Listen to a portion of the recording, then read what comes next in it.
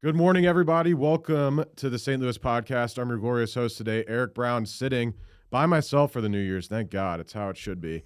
I don't need a co-host to help me run this thing. Today, we have Brad Starnes on the St. Louis podcast. We're going to get into the weeds with him and his business. But before we do, this is the St. Louis podcast where each and every Friday at 7 a.m. Central Standard Time, we drop an episode on all major podcasting, audio, and video platforms where we meet with the most badass people and creators, talk about business, entrepreneurship, and current events. Let's jump into it. How you doing today? Doing good. I know you said you did a bunch of traveling over Christmas, or actually you had to do significantly less traveling this year. Now that you're back in St. Louis, so congrats on that.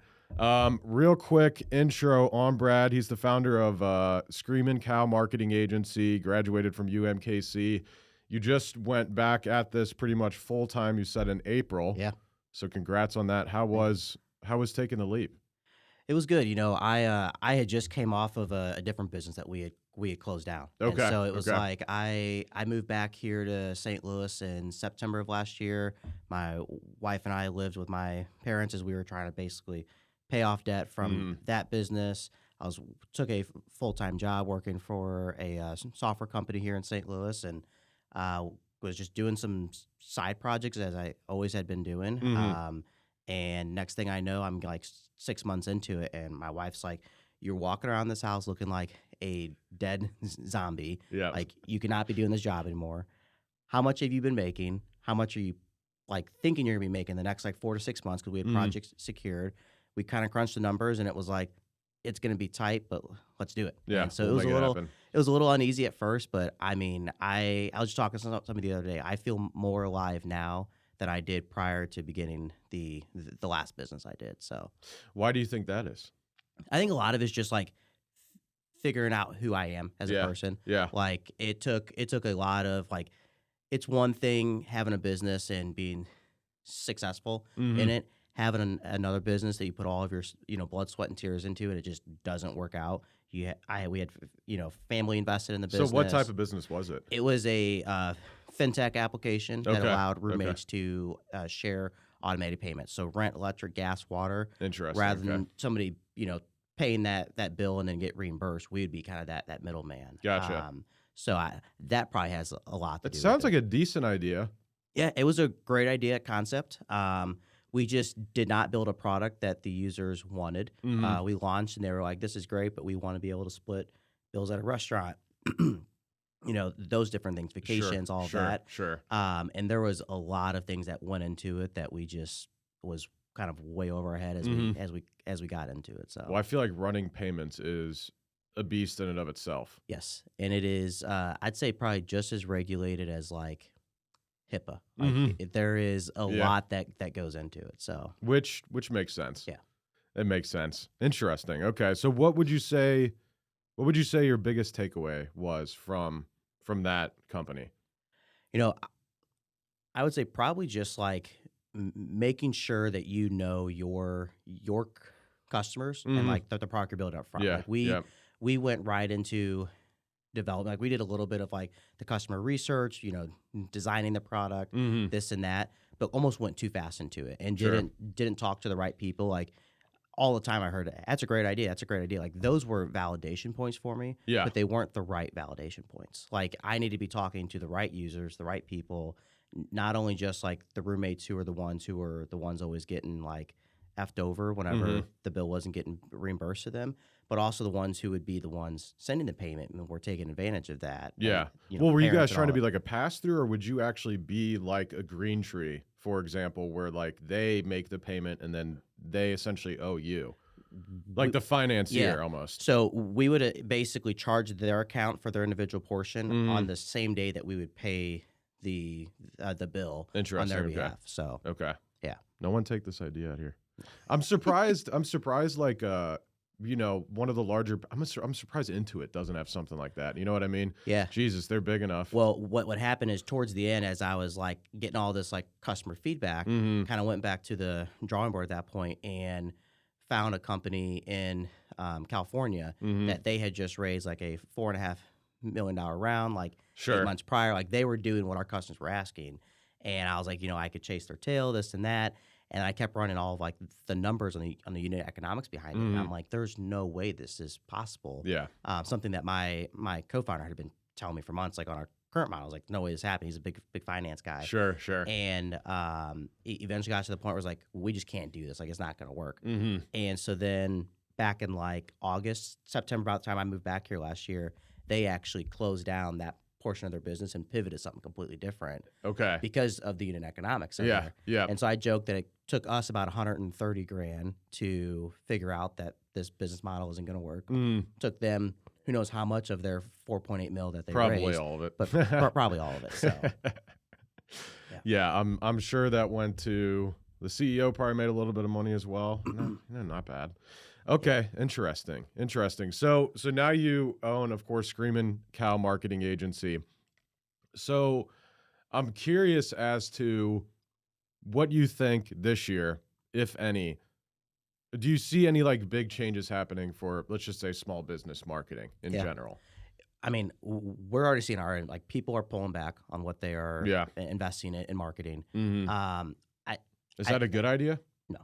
Okay. No, like it's a good idea to pull back on the areas that aren't delivering like a true return on your investment. Sure. Like, we have clients that come through and they're like, well, we want to run ads on Google. And it's like, that may not be the best route for you. We have a ton of people who run Facebook ads. It's like, that's, as you guys probably know, Facebook does not deliver like a true return on investment. We don't do a lot with Meta. Yeah. We don't do a lot with, we're really more focused on search engine side. Yeah. So we don't do a lot with social just because the ROI, maybe for, smaller, like it makes sense probably for e-com and things like that. For certain types of businesses, it makes sense, but we work with a lot of, local service companies and things like that. And it's like, that you're just clogging up feed that no one cares about. Well, and like we have one client that we're running it for now, and basically they are a software company here in St. Louis, and part of their target demographic is kids who don't have necessarily the social skills to be able to have dialogue like this, get on a podcast, and so video gamers. Yes, and so like we're running ads kind of like build awareness around like the parents and everything, but the conversation with that client was like, not like, hey, you're not going to get leads out of this. Like, this is to build like your likes on Facebook. It's branding, all that. Yeah. And so that's where you got to be careful is like, if you have a marketing agency, whoever's saying like, you're going to get leads like crazy, unless it's e-com or something, like it's probably not going to happen. Yeah. We've ran into like MLMs, for example, that do like final expense care. And when you're targeting, like they would target like construction workers, like disabled people and things like that. So I'm like, I know what you guys are doing. Yeah. And on Facebook, they were getting leads ridiculously cheap. Where on Google, we run estimates, obviously. We're not going to work with the client that we know, they're paying $1,000 a lead. It's like, we can't do that. Right. We just talked with the commercial insurance company, one of the longest here in St. Louis, and we were looking up leads, and it's like, it's $500 a lead on Google. And I was like, what's your lifetime value? They're like, they don't have a lot of the back end stuff set up to even do this in the first place. It's like email marketing, retargeting and everything else. It's like the unit, going back to unit of economics, it did not make sense. So super important to take a look at that stuff. Yeah. But yeah, I'd say when it comes to social, it's all branding. I mean, really, once we, usually what we say is you start with digital, right? Or at least start with trying to get your name out in front of people that are already searching, for the services or products that your company offers. Right. Simple as that. Now, once you have that, you can start spending money on, branding, right? You can start spending money, say, on TV or radio, even if you want to, but understanding that that stuff is for branding and getting your name out there. And maybe at the end of the day, what it'll do is it'll lower your cost per acquisition through Google or through those other search engines. Because, you go to Google right now, you type in, roof repair because you had a bullet go through your roof on New Year's. So it's just interesting, how that kind of stuff works. But, you have those three companies and say you only know one of them, right? Yeah. From, whatever, TV, radio, YouTube, whatever, right? You're going to reach out to that person more likely than other people. But 100% agreed. The bullet going through your roof on New Year's sounds really specific there, Eric. Why is that? So why would you say a bullet specifically? Well, so I was down on Cherokee Street for New Year's. Yeah. And right at midnight, one of my buddies was having like a party. So there's quite a few people there. And like right across the street from them is like the Exorcist Hospital. And right across the other street is these two guys were dumping magazines of ammunition. I'm like, they must have spent, they were going off for like 15 minutes. And I'm like, those bullets are all coming down somewhere. It's not like they just go up in the air and like float around. Yeah, it's not like so I'm like, I'm going inside. Like it was crazy, but yeah, that's St. Louis for you. I saw STL Guide. They made like a meme about Happy New Year's, and then instead of the fireworks going off, it was gunshots, and I was literally laughing my ass off. What's crazy is I don't watch the news at all, and I just happened to have was flipping through channels or something and saw something on like KSDK or something like that about people shooting just empty magazines and everything in the air, and I'm like, why do people even do that? So I'm actually shocked that that's actually something that you saw. 100%. No, that's if you're downtown any New Year's, or 4th of July for that matter, that's gonna happen. And it was a lot. It was like it wasn't only them. Obviously you heard other people around shooting. It was just, I don't know. It's a phenomenon of St. Louis, I guess. Yeah. It's like there are gun ranges, just so everyone knows, are like $4 that the conservation department. It's so much easier to shoot up in the sky, though. It doesn't matter where the bullet comes down. It's fine. Well, as long as you're not shooting it straight up, why do they care? Well, they were shooting it like out of their garage, so they were arcing it. Yeah, so we somebody else's neighborhood just flying over, like ridiculous. I didn't see any news of anyone dying, so and they weren't the only ones doing it. So I don't know, That's ridiculous. It is. It's very stupid. Oh man. Okay, so going back to marketing for this year. Yeah. So obviously cutting back on marketing avenues, like say for example branding, right? Maybe cutting back on that and ensuring that still people that are searching for the services and products you offer, you're still making sure that you're being found for that stuff. But also, as other people are cutting back, that means then that your cost per acquisition should go down. Right. So, with Google Ads, same thing with Facebook, you're competing with, it's pretty much a public square auction, right? So you're competing with anybody else that's spending money. If all of a sudden you have, let's just say you work with a roofing company here in St. Louis and now you have, 10 less or 20 less roofers, that's all of a sudden, say $100,000 or a couple $100,000 less a month being spent in St. Louis. Right. Take advantage of that opportunity. Right. Yeah. Don't not spend money. Yep. Yeah. And like that also gives you the opportunity to also try new avenues as well. Mm-hmm. Like it gives you the opportunity to look at other areas of like different keywords and everything that you're targeting on Google. Yep. Those different things, because now you have a little bit more flex in your ad spend that like you can try those things versus, especially during COVID, you could not. Yeah. So Well, we used to almost exclusively do exact match on Google Ads. Yeah. But in St. Louis, so we've actually done some research. I don't know if we've talked about it on the podcast or not. Maybe we have. In St. Louis, we found for a lot of home service companies, it's one of the most expensive cities in America to run Google Ads for.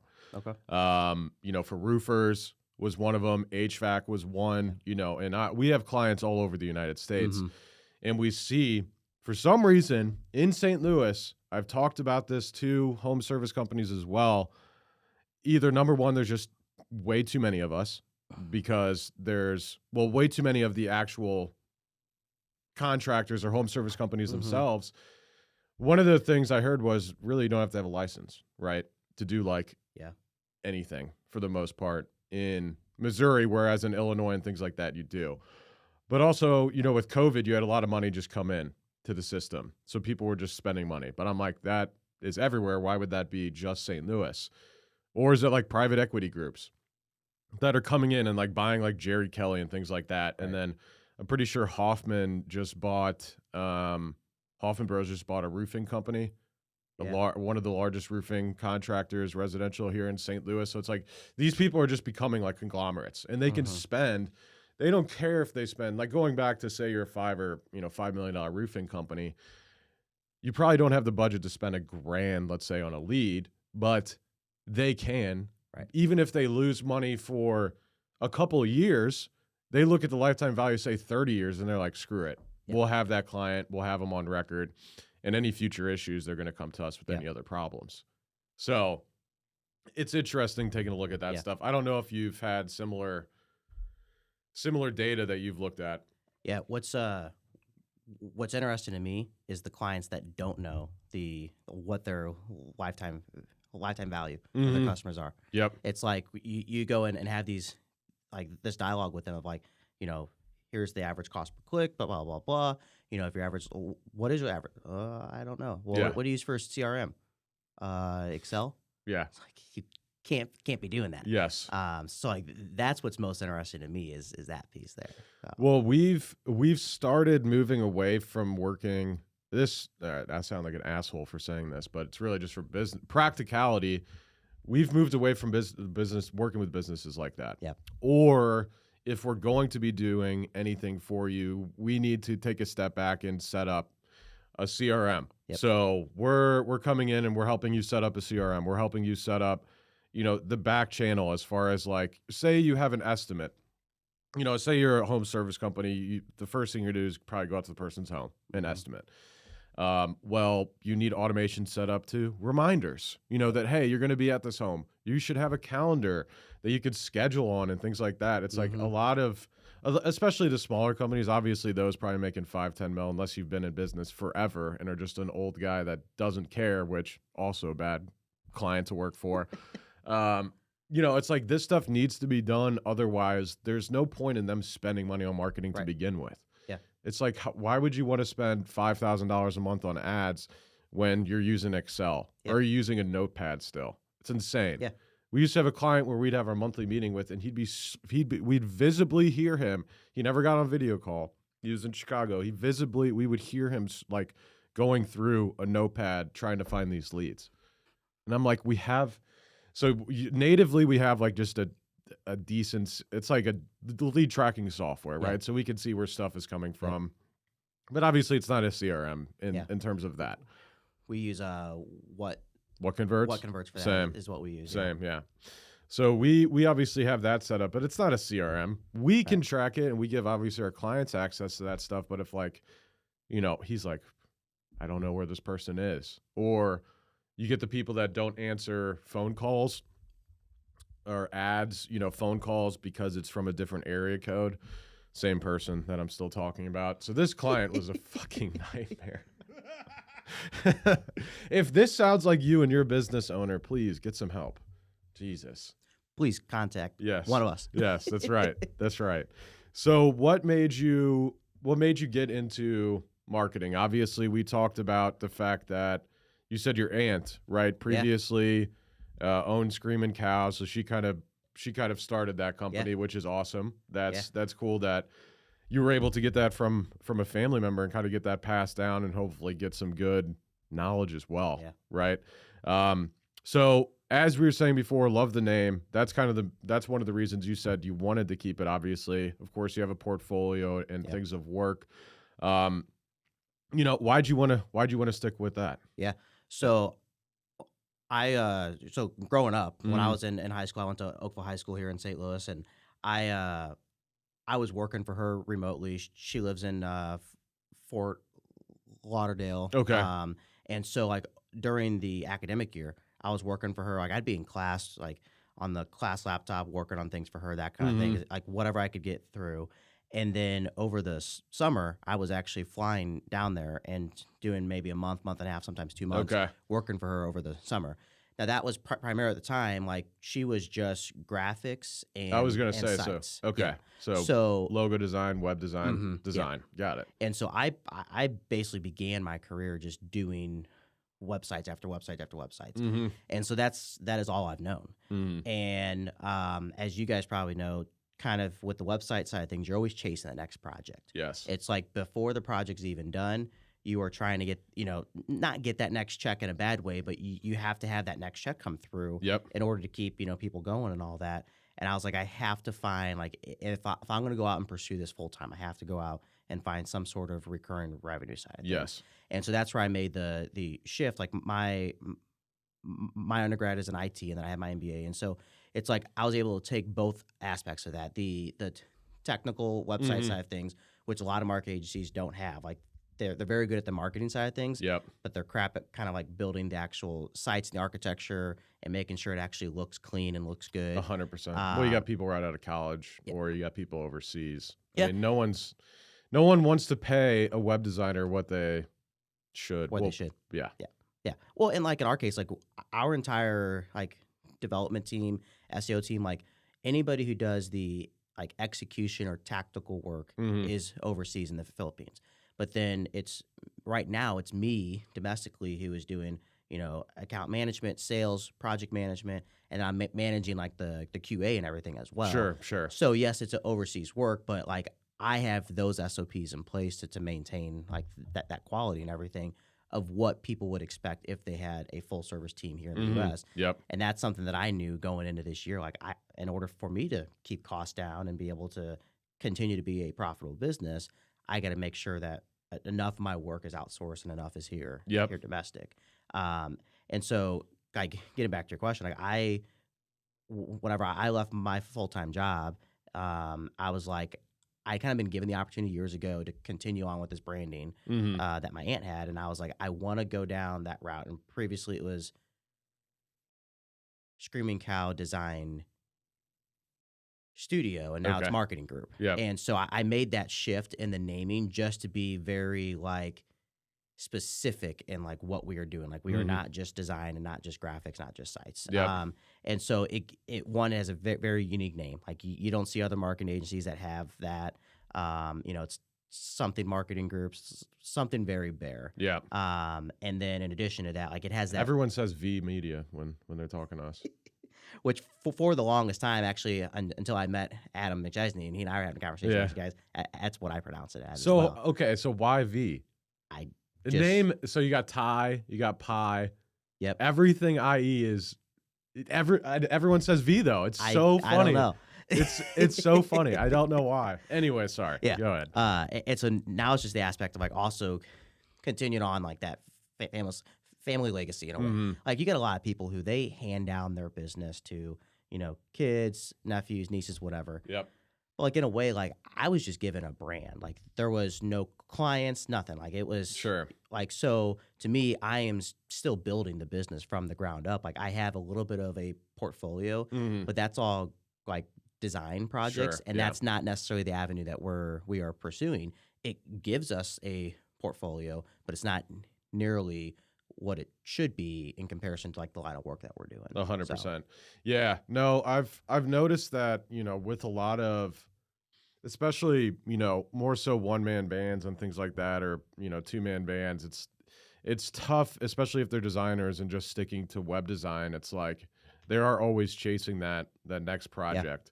Same with video and things like that as well, which I'm like, I continue to tell, people that own video companies here in St. Louis, I'm like, you guys need something that you can sell monthly. Yeah.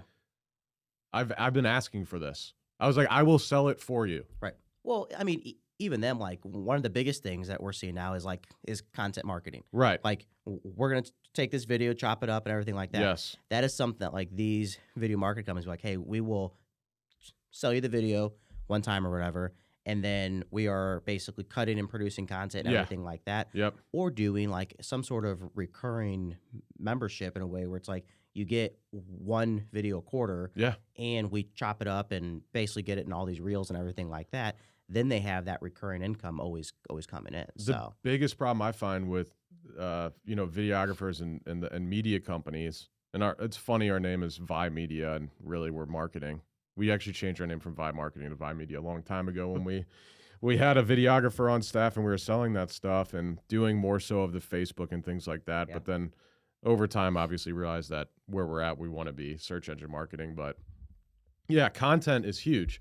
And yeah, I mean, just literally for a lot of our clients, especially home service companies, that's where I'm like, a lot of these people, roofers, HVAC, et cetera, you can make short clips fun-ish, right? Foundation repair, leveling, or waterproofing, or anything like that. Again, maybe you're not going to get any leads, at least specifically from that, but just getting your name out there, getting branding out there is going to help. Now, I'm curious, A lot of the video companies, sorry, what I was getting at is they just sell like the event videos, or they just sell the, one-time 15-minute video, or, a testimonial video. It's like, that's great, but that's just scratching the surface instead of essentially getting your foot in the door. Because that was our biggest problem with video. It's like we always go in and try and sell like a $15,000, $20,000 project, which is fine. But once it's done, it's done. Instead of actually having some sort of content strategy over a year, right? That this is how we're going to break this up. Yeah. I think the hardest thing for those type of companies is showing a return on your investment for it. 100%. It's like it's the same thing with a site. Like I had people all the time that would come to me when I was freelance, like, I want to have a new site built. And it's like, okay, you get into the reason why is that they want to drive more leads. Building a new website is not going to drive more leads. It's like when you have a flyer or brochure design and you're going to go door to door and, hang it on their door or whatever, like that brochure that was designed is your website. The pieces of paper that you had to print and the manpower you had to do to actually put it on every single door, that is your cost of advertising. Yes. That is, you have to put the gas in the vehicle to get from point A to point B. Same thing with a site. That's kind of where I see the biggest issue with like the video companies is like, how can they prove a return on investment that like this video did produce some sort of return on their investment? Yeah. If it's just a one-time video versus if they get involved in the content marketing and those sorts of things, and they pair it with something that a marketing agency would do. Like I imagine like doing retargeting on Facebook with video testimonies is going to drive a lot more of a return on investment than just like an image of reviews or something like 100%. that. Like, it's huge. And so then you can begin to kind of pair those two. So it's tough to find. Eventually, we're going to get that back in-house so that way we can actually properly do it. But it's tough to find a partner in that space. Yeah. I've been trying to for a minute, just specifically for that, literally, because I'm like, content. And I wonder if, there's a lot of people making reels now. Is that something that's going to last? Do you think that's going to be something that, 5 years from now, people are still, because Facebook ads, obviously that has changed a lot, but people still dump money into Facebook ads. Do you think people are still going to be spending money on reels and things like that and clips 5 years from now? I do, but I think it's going to evolve. Yeah. Like reels are just long form videos cut down. Like, yeah. Somebody asked probably 5-10 years ago, like, do you think people are going to be using video content and everything like that? And it's like, maybe not. But we just are, the way that we look at things and how our attention has shortened dramatically. And so that's where I think it's going to go. Yeah, fair.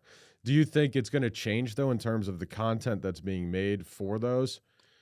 Because I just think 5 years from now, I think 5 years back, obviously we didn't even have reels or anything like that. It's like they're going to have to evolve to something.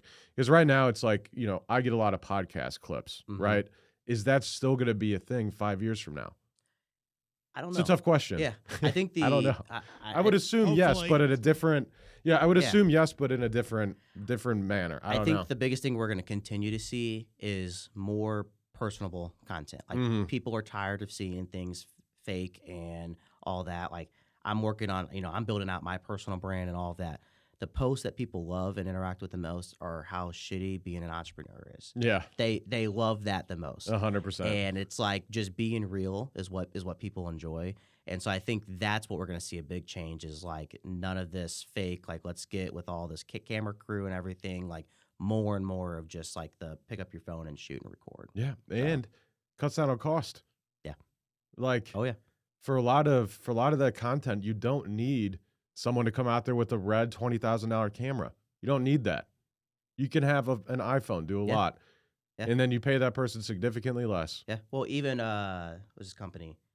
Stanley? Yeah, with the I don't know if you saw the video with the girl's her car caught on fire or whatever, and she went in the next day and this was not burnt and there was still ice in the cup.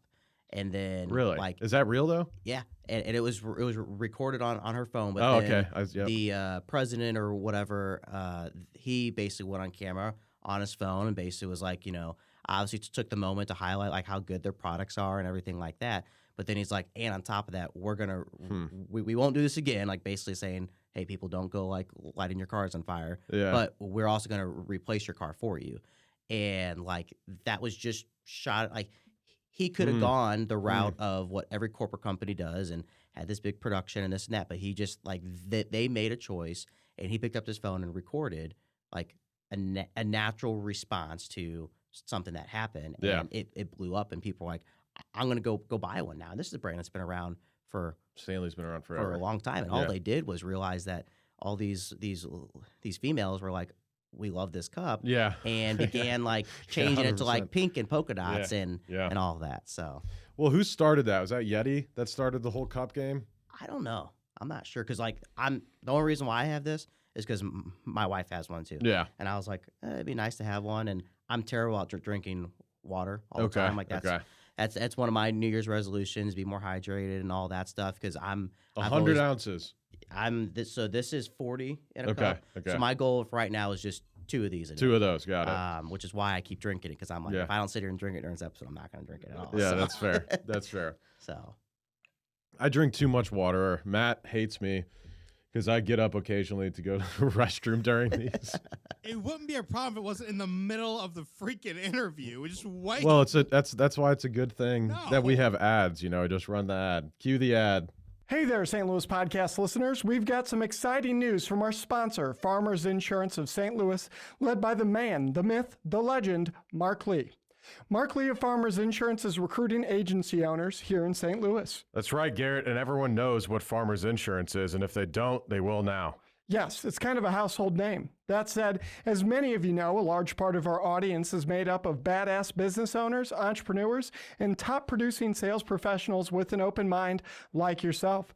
Farmers Insurance is currently searching for driven individuals who aspire to own their own business or already own their own business and want to add another income stream to join the Farmers Insurance brand and own their own insurance agency. This is a stellar opportunity to build your own insurance agency from scratch, take over an existing agency, or if you're just a slow roller, we know you guys out there and ladies, get paid to train under an existing successful agency owner before starting your own. Holy shit, Eric. That means that whether you have experience as a business owner or you've never heard the word business before in your life, there's a pathway to owning your own business through Farmers Insurance Agency led by Mark Lee. That's right. You can become a Farmers Insurance business owner even if you've been homeless in the past, just like you. Yeah, thanks. If you've ever dreamt of being your own boss, building a team under a reputable brand, and making a difference in your community by offering top-tier auto, home, and commercial insurance to consumers and businesses in your area, Farmers Insurance of St. Louis, led by the godlike man himself, Mark Lee, has the perfect opportunity for you. Visit insurancecareerstl.com to speak with Mark Lee, the district manager of Farmers Insurance of St. Louis, to become a Farmers Insurance agency owner today. Did you hear that, St. Louis? Go visit insurancecareerstl.com. Insurancecareerstl.com. That is INSURANCE. Career, CAREERSTL.com. To become a business owner today, again, one more time, visit insurancecareerstl, as in St. Louis.com today, right now, this second, or reach out to us at stlouispodcast.com and we'll introduce you to Mark Lee ourselves. And I promise he won't spell out insurance and career to you.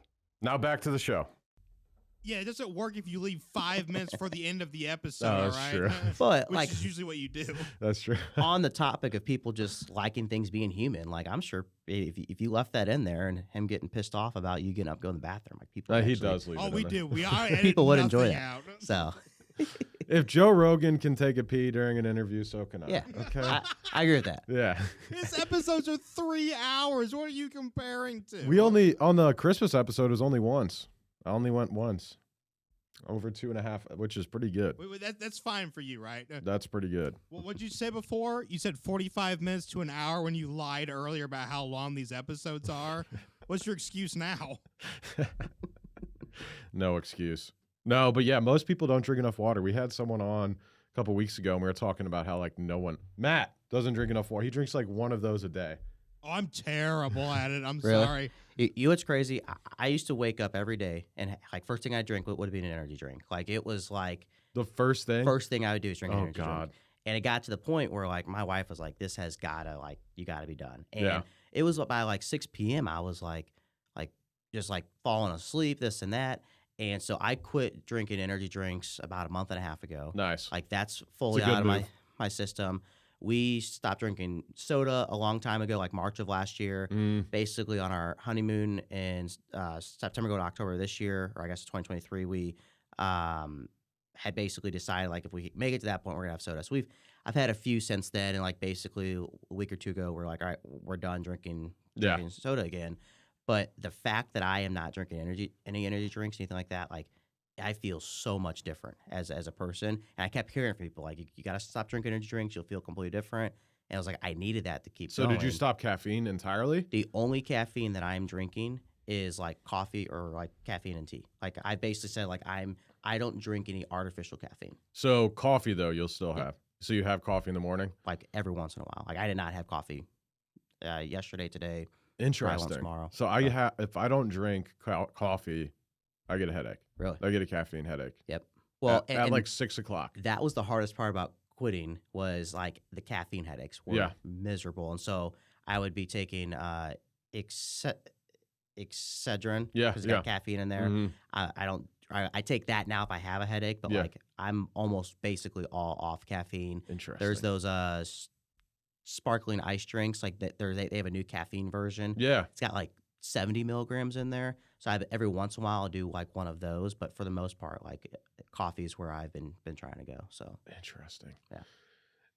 I hate that our company spends money on energy drinks at our office. Literally, I get upset thinking about it because I'm like, can we have coffee and we have espresso? Like, drink that. Yeah. We don't need to be killing all of our employees at our company. Yeah, but what do you say to people that don't like coffee? Get screwed? Bring your own energy drink. I like that a lot, actually. I like that a lot. Bring your own shit, not our problem. I would agree with that. Yeah. Thank you. Clip it. Send it to Alex. You got it. Yeah, that's is right. Alex the problem? Or Alex, dude, half of our company, Chris actually stopped drinking energy drinks, I think. Okay, yeah. So I think Chris stopped. And I'm like, this is literally awful for you. I'm like, I don't care if it's first form or not. It's still awful for you. What's crazy is my Apple Watch, tracks your heart rate and all that. Yeah. But there's a feature for like AFib you can turn on, and it says like only turn it on if you've been like diagnosed by your doctor. I'm like, F it, I'm turning it on. I'll see it. And it was tracking it. I was like between 5 and 7% of the week. I was showing signs of AFib. Now I'm down to like between 1.5 and 3 just by not drinking energy drinks. And it's like I now have. I'm a very like data driven person. Yeah. I now have data that proves like, okay, you need to continue to not drink energy drinks because of that. And then the cost aspect. I was going to QT every day, like getting one, or we'd get it from Costco in bulk, and then I would be out and about and I wouldn't have it with me, so I'd go to QT either way and get a second one for the day kind of thing. Yep. And the cost of that really, really adds up.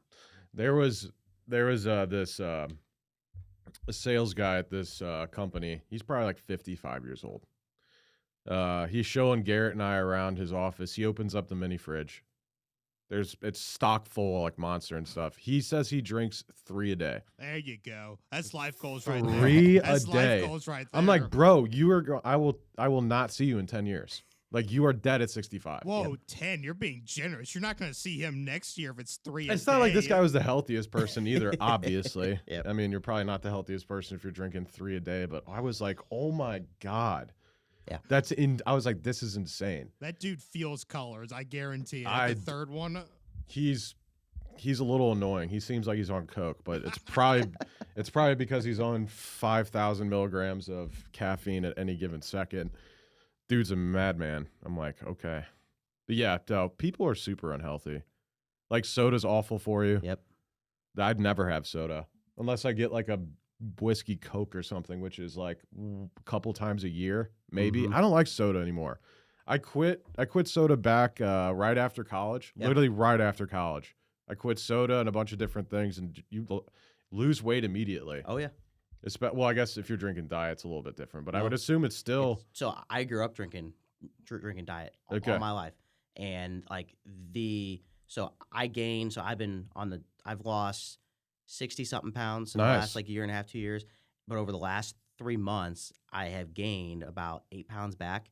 And the one thing that is just two things that have changed. One, I kind of got lax on like my diet and everything, and two, I began drinking a little bit more soda and everything. And then that's when about 2 weeks ago, my wife and I were like, all right, we're back to no drinking soda, because she and I both saw that gain. And she drinks regular, I drink. So it doesn't diet. matter. Doesn't matter. Doesn't matter at all. Interesting. Yep. But there's no calories in diet. But there's like the aspartame and all the extra like additives in there. So, On there. Yeah. gotcha. So it Yep. just makes you inflamed, probably fucks with your body anyways. That makes sense. I was never into diet. I'm like, if I'm doing this, I'm doing it for real. Give me the real thing. It's horrible. I grew up drinking it. Like now, like I'll hardly touch diet, but I'll drink like the Coke Zero or like Yeah. the Pepsi One or whatever. Like those are their diet that have like the more like actual sugar tasting drinks. But like that's what I had shifted to. But then if I would try a Diet Coke, I'd be like, what is this? This Yeah. is crap. But growing up, that's all I drank. I need to go to McDonald's right now and get a Coke. I was gonna say, yeah. What was that you said? But It sounds so good right now. To you be gotta honest. go and order a McDonald's like McDouble Mhm. fries and then a Diet Coke because like it helps offset the meals. Yeah. Sure it does. Yeah, That is the most like ass backward logic Yeah. I've ever seen. Yeah. 5,000 calories minus 400 for the soda that you're still gonna drink anyway. Yeah, it helps. No, it's I don't go to fast food either really much at all. That's And tough I for can me. say it took a while for me to give that up. When was that?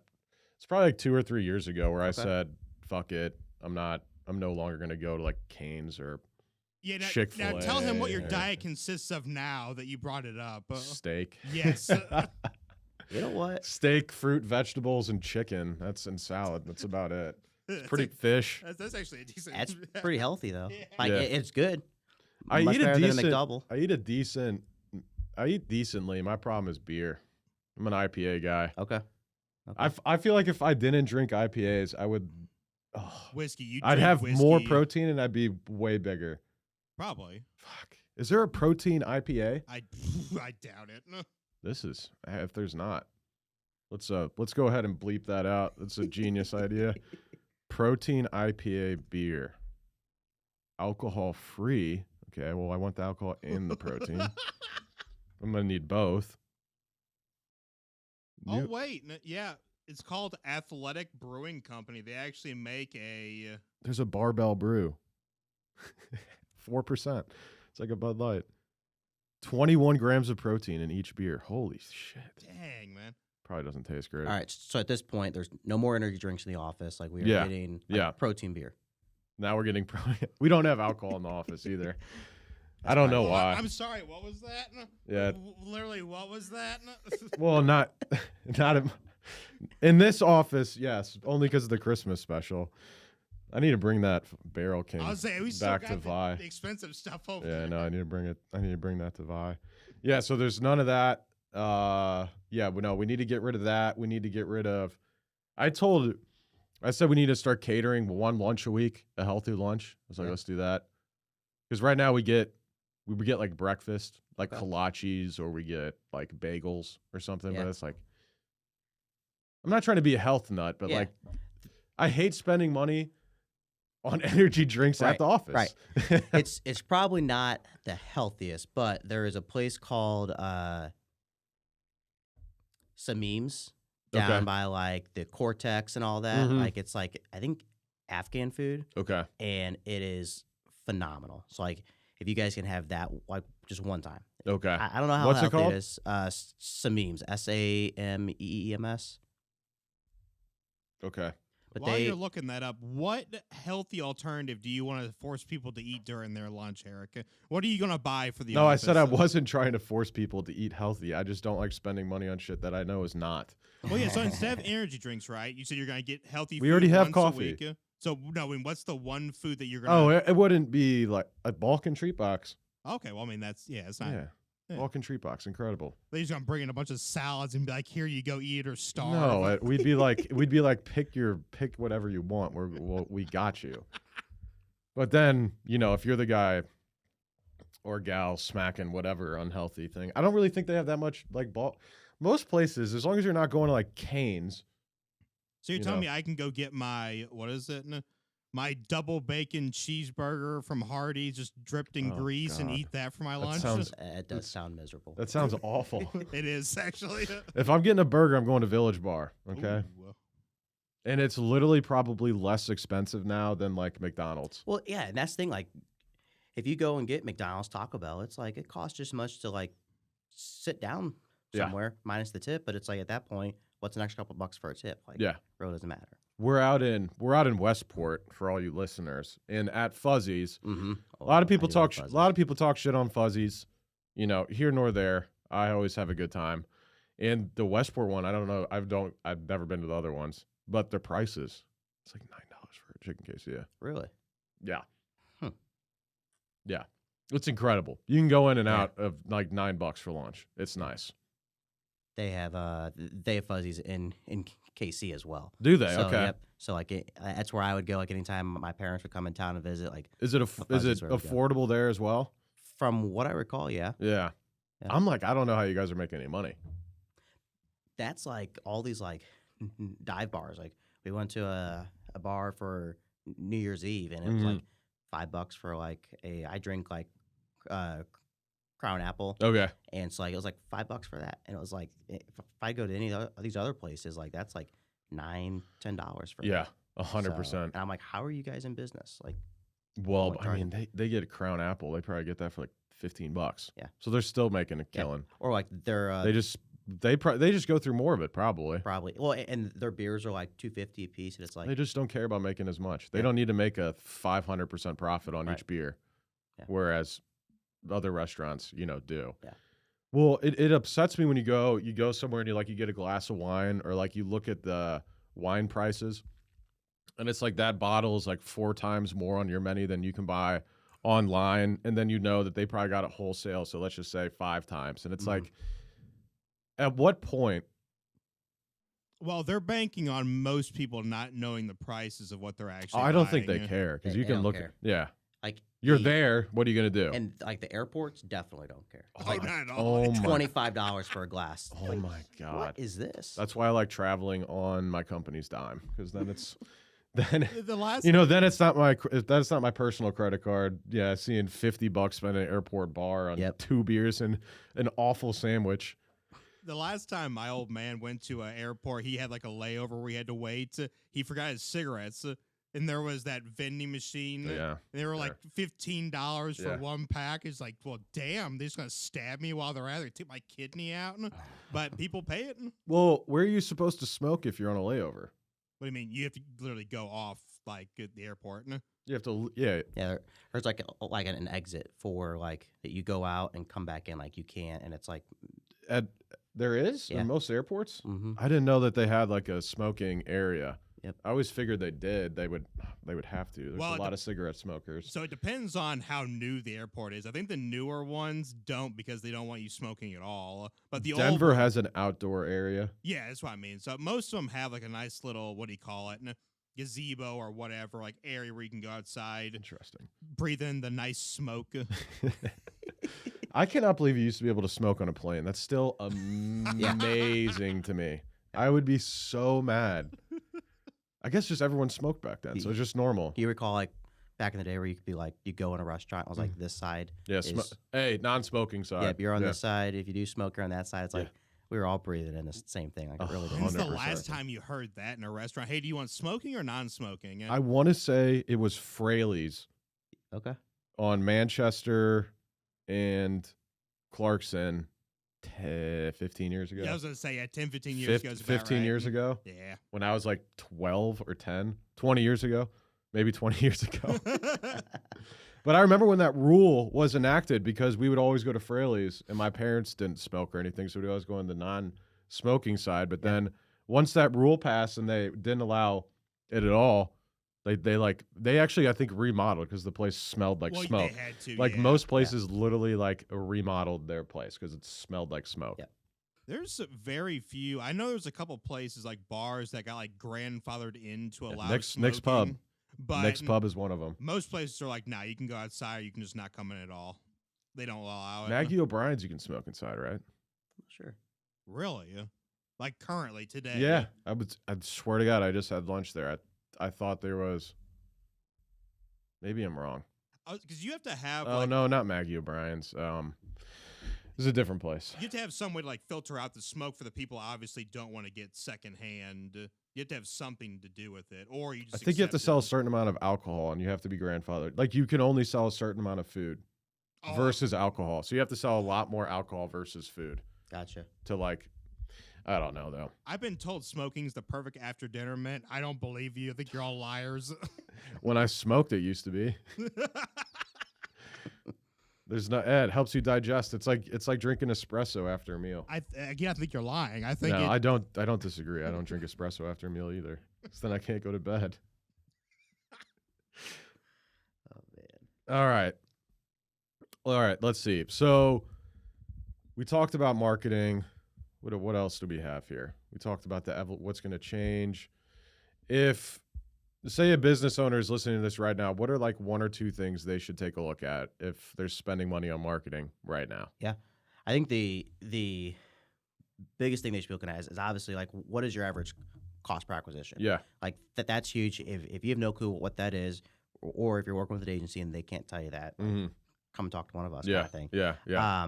But I think the second thing is going to be looking at like their internal processes and automations that they can set up. Like it is one thing to drive leads and drive traffic and everything like that. If you don't have a way to manage those leads, automate that, like it's going to cost you money, but compared to the business you lose, it is pennies on the dollar to have some sort of automation software to be able to like send a text follow-up to somebody if you missed their call after hours. Simple things like that, or be able to like allow your customers, if you're a contractor, to upload photos of their job 100%. to like Company Cam or something like that. Yep. It's those types of implementations in your processes are going to make it so much easier for you to get your new leads from point A to point B, and they're likely shopping other places as well. So the faster and easier that they can feel like they can get from a lead to a customer with you, the faster you're gonna close that deal. Yeah. And so those would be the two things that I would be focusing on, especially going into this year, especially with everything with AI. Like, yes, the AI thing is going to probably like simmer down a little bit, but it's huge. Like even home service based businesses should be leveraging AI in some sort of way for their business. And if they're not, there's going to be a problem. Yes. So especially through software and automations, you need to be using AI. It makes your life a hell of a lot easier, and you set it up once. Oh yeah. And then it's like it's done. Yeah. It's astounding. It also allows you to keep clients for a hell of a lot longer, because that's why we essentially, like I was saying earlier, we stopped working with companies that didn't want to have that stuff set up, or we go ahead and obviously we don't do everything, in-house in terms of that. But last year we saw that generating leads is great, but that's just part, right? It's just part of what a company really needs. Even if they're a small business, they need everything else set up as well. Otherwise, maybe they'll be successful, but they could be way more successful. Right. Or maybe, you work with them for a year and you're sitting here at the end of a year kicking your head saying, why didn't this work? Well, it's because we only did the first part, right? We didn't implement anything else in. And if you're spending hundreds of dollars a lead, you don't want to pay $99 for a software a month and maybe pay someone $1,000 to get it set up? Like Chat GPT costs us like $20 a month per person. Yeah. It is probably one of the like highest value tools that we use for the price, because of how much you can get out of it and how much you can crank through things in a day. But like one of our rules, like we don't push anything out directly from AI or ChatGPT. Like everything has to have, like one of our core values are based off the word people. Yep. And so like it has to be humanized. It has to have a person after it. It's like I have a VA in the Philippines. Like she helps me write a lot of my content for my personal brand, a lot of our content, like our email newsletters, all those things. ChatGPT helps with it, but then like she and I are humanizing, mostly her humanizing after that. Yes. Because people can now see, like I just saw a post the other day, like on LinkedIn, and it's like I could read through that post and pick out that it was AI like that. And so that's where people are going to have trouble. Is always when it's an emoji first and then a paragraph, emoji, paragraph. Or it's like the esteemed whatever, or like they use these big words, and it's like that's you don't talk like that. You don't write like that. Well, with SEO, if you're not using something to help automate with writing, you are screwing yourself and your clients, because your clients could be getting way more for what they're spending. Like we, obviously, same thing with us. We have a whole strategy that we implement before we even get to the point of writing content. But we'd be stupid for us and for our clients to not be using something to help write some of that shit. Because at the end of the day, it's still pretty much been tested that Google doesn't really know what's automated, what's written, and what's not. Right. So, I know that was a big thing at first. Google, everyone in the SEO game was like, don't use it. Yeah. You're going to ruin. And then you see all of these guys and gals that are, creating massive websites and creating good content in the matter of a couple months and getting stuff ranking phenomenally. So it's like, well, I haven't seen anyone that did this and then it backfired. Right. So, well, and even if down the road Google is able to tell, that, like if you're able to use it as a baseline and then humanize it on top of that, yes, then it's going to make it even harder for something like Google to be able to tell. Because then it's like, growing up, we used that software, turnitin.com. It's like, at what point is there a percentage of which, like, it's like... that was the plagiarism one. Yeah, that's right. And so, like, that's the way I think of it. Like, at what point, like, if they get to the point where they can determine, like, yes, this was written by AI, there's got to be a percentage in which, like, if more than, like, 60% of the article is written by AI. I was about to say, at that point, use it to create your outline, create some of the, baseline, and then add your touch and humanize on top of that. And then once that algorithm kicks in, like, hopefully you've humanized it enough that, like, you're not going to get penalized or anything. I'm sure they have to be doing that for schools now, right? No. Oh, yeah. I don't know. Because otherwise you would just I would have assume your they are, students- but I don't know what. I don't really have anyone that's like in college. Well, my cousin is, but I don't know what they're using. Or I don't. I think I imagine they are. Actually, I just heard over Christmas, I think my cousin was talking about the fact that, like, now, like, turnitin.com has, like, an AI checker or whatever to make sure you didn't write it with, like, chat. So I don't know if, like, they're connected to, like OpenAI's APIs or what, or, like, how they can really know that. How would they know? Well, if you're talking about, like, a bunch, like, say middle school, high school kids, right? And if they throw in a bunch of words that you've never seen before, chances are... But literally what you do is you tell ChatGPT, write this like a 12-year-old. Yeah. Don't use big words. We're talking about people who are already, like, too lazy enough to, like, hey, write essay. You think they're going to go back and, like, No, if you prompt it correctly, I could see it working super well.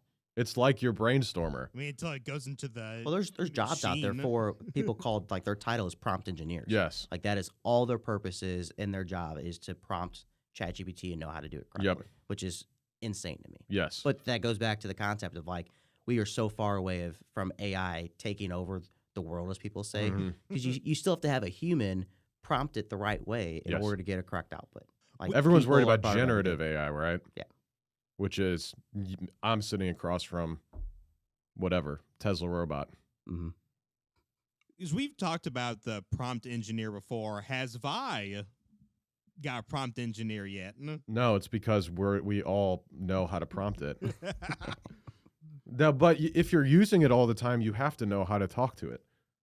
That's literally, otherwise you're not using it properly. But the only way you learn is by using it.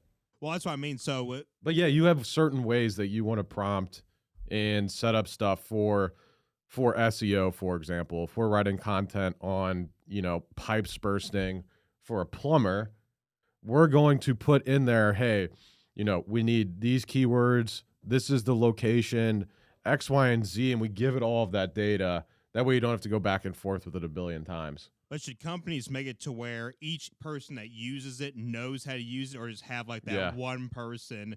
Because it sounds like the prompt engineer, people are going to them to figure it out instead of learning it themselves. But it probably should be they need to learn it themselves at least a little bit. I think a prompt engineer would be for, like, I don't know. That's for larger companies where it's literally their only job is to be using ChatGPT to probably figure stuff out and to grow the business. Horrible. Or they have a need, or you have a need for some sort of something through ChatGPT or AI, and you need someone to go ahead and write it for you. Day in, day out, 45 hours a week, man. Ooh, that sounds rough. Well, if you're a ChatGPT prompt engineer, you can probably figure out a way to work like 5-10 hours a week. Yeah. That's probably true. Yeah. So hopefully, right? Hopefully you'd be that good at it. Yeah, AI, I don't know where it's going. I think it's definitely going the way of a lot more of, like, the admin stuff. I think is going to be, more so AI, a lot of, like, but also in terms of our job, from a marketing company perspective, what do you see disappearing from us? The ability to run ads on Google? Do you think Google is eventually just going to have their own whatever. You prompt it, you do it, you set it up. But you're always going to want to pay a company that knows how to do it to do it. So it's like, where, as far as a marketing company is concerned, where do you think AI is going? Do you think it's changing anything dramatically? I'm surprised Google doesn't already have one. Well, Google, if you're setting up your own campaign in Google, you're probably donating money to Google. Yes. Well, Probably. they already have, like, on Facebook, you have like automatic bidding and like automatic placement and all that. So like they already have that in a way. And actually, I think like Facebook and Google like depend on those companies to basically like just be wasting away their money. But like I think for the marketing world side of things, I think we're far away from like it being 100% ran by AI. Like I believe that there is still like everything has to have that human touch to it.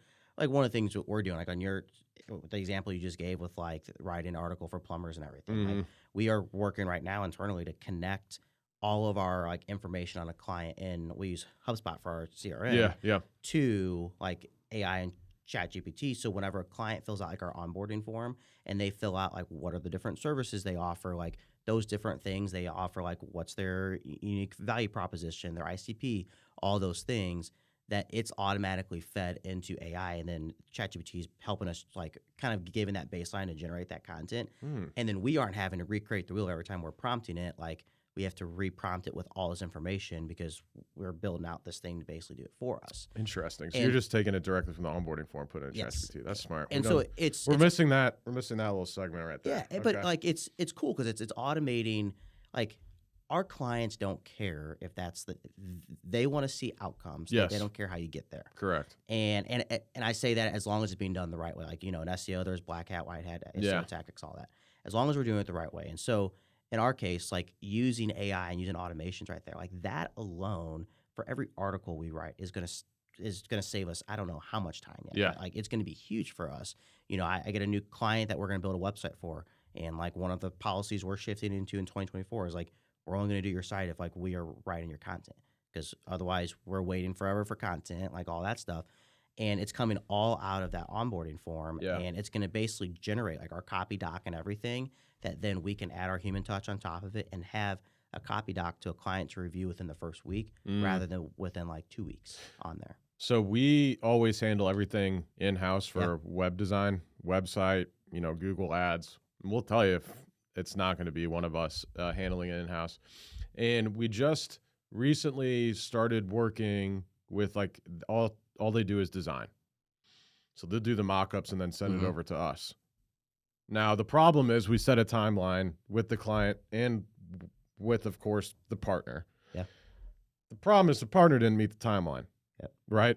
So, of course, we can't do anything until we have the design. We're literally just building it out in WordPress. And so, we get it across our desk like the 15th of December, and we're supposed to launch we were already supposed to launch December 1. Okay. The grand opening is like in January, like the middle to beginning of January. And, she's like, we have a timeline after we got everything, we need 60 days to build this out. And it's like, now you have 30. Yeah. And I told the client, I was like, normally I would hold you directly to the dates because now we have to move other shit around. You're not our only client, right? But since this wasn't our screw up, we'll make it right. And obviously she'll continue to use us for any work moving forward, but fuck it, we'll knock it out and we'll make it happen. But it's like you were saying, getting stuff from, partners and things like that is a pain in the ass. The more stuff that you have direct hands and control over, 100% the better. Yeah. Well, I had a project that we signed in June that launched right for Christmas. And it was like all of a sudden this rush at the end of the year to get it done. And I was waiting on content from the client till then. And so like that was part of the reason why we shifted that policy. It's like unless we are writing the content, meaning you're going through our onboarding process, you're filling out this onboarding form, which yes, it sucks. It takes 15 minutes of your time, but it gets us all the content we need to be able to hit the ground running. Yep. And then we're gonna have those approval process. Like you got to approve the copy doc, and then we can build the designs out, and then actually build the site out from there. So that way, then we're not getting to launch, and it's like, oh well, I don't even like the words or copy on there. It's like this, like we can make some changes. Like I'm not worried about that, But then a lot of times what happens is you get to the end, it's like they want to change every word on the site. And it's like, yeah. We've been doing this for long enough where we put our foot down all the time and we're like, no. Yep. We handle the content. Sure, if you want a couple changes here and there, maybe this doesn't make sense or X, Y, and Z, but no, we're not going to go through and rewrite a bunch of paragraphs, right? And we also optimize it for SEO. So us going in and changing a bunch of the content entirely defeats the purpose of paying us in the first place to write the content. Yep. So it's like, it's not, I have to tell business owners all the time, I'm like, the content isn't for you. Right. It's not for you. It's for the customer. It's for the customer. I heard a analogy a couple weeks ago. If you think of like us as like your doctor in a way, like a lot of times you can go into your doctor, you ask them, you saw an ad on TV, you ask them about a medication or everything, but ultimately it's to the doctor to prescribe that medication or health plan or whatever to you, not to be told by their patient what they are and aren't going to do. Yes. And that's what a lot of people like kind of don't realize in our industry is like, even from a business owner. Can't be an order taker. Right. Like we have to be the ones to prescribe to our clients, like, this is how it needs to be done, and here's why. Like, if you go to doctor, they're going to say why you should or shouldn't take that medication, or why you should or shouldn't lose weight. Yep. So we got to do a better job on our side educating the client as to why they should or shouldn't change the content or this imagery or whatever it may be, because there's a lot of, it's not just we're just picking images and text. Like, there's a lot of data-driven like analysis that go into it, and also on the like the branding and imagery side, like there's a lot of like psychology that 100%. Goes into it of knowing how certain things lay out, and it's like, of course, for us, like a 5-page site starts anywhere between $5,500 to $6,500, like, and that's still for the most part relatively cheap compared to some agencies out there, and it's like for 5 pages we charge like, I think it's $6,000. Okay, so I mean, we're pretty close to that, but it's like.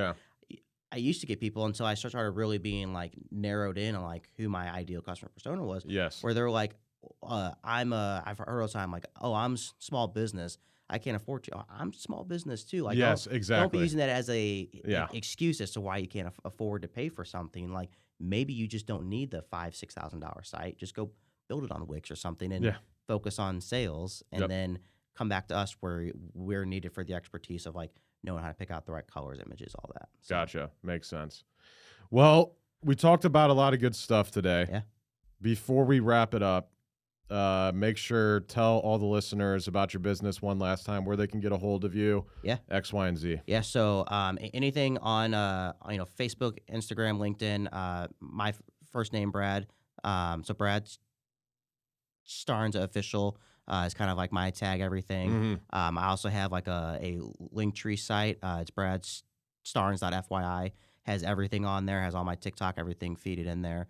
Those are going to be the best ways to get a hold of me. Perfect. Well, it was a pleasure having you on, man. Yeah. Thank you. First episode back of the year. We really talked about some good stuff as far as marketing is concerned, and of course gunshots as well. So, you can't have we have to have a little bit of ADD in every episode. All right, that's all the time we have for today. However, we will be back next week at 7 a.m. Central Standard Time with a new episode, new guest, and maybe one of the co-hosts will be back. If not, I think this episode was way better than past episodes with them, so we'll just keep it going maybe. If you're watching live or later and we said something wrong, said something you hate, or said something you want to hear more about, you can visit us at stlouispodcast.com.